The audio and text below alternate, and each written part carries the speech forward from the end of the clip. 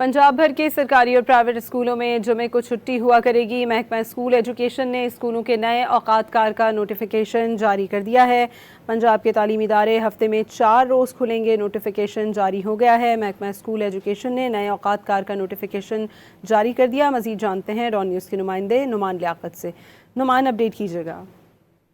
देखिए जी, ये कुफायत शहरी मुहिम के तहत पहले स्कूल खोलने के हवाले से काफी अभाव पाया जा रहा था, ताहम फिर स्कूल खोलने का ऐलान किया गया। आज से बाकायदा तौर पर स्कूल खोले गए, तदरीसी अमल का आगाज हुआ और आज महकमा स्कूल एजुकेशन पंजाब की जानिब से एक नया नोटिफिकेशन जारी किया गया है। इस नोटिफिकेशन के मुताबिक पंजाब भर के जो सरकारी और प्राइवेट स्कूल हैं, ये जुमा 4 रोज खुलेंगे और जुमा के रोज छुट्टी हुआ करेगी और इसके साथ ही जो स्कूलों के औकात कार हैं वो भी तब्दील कर दिए गए हैं।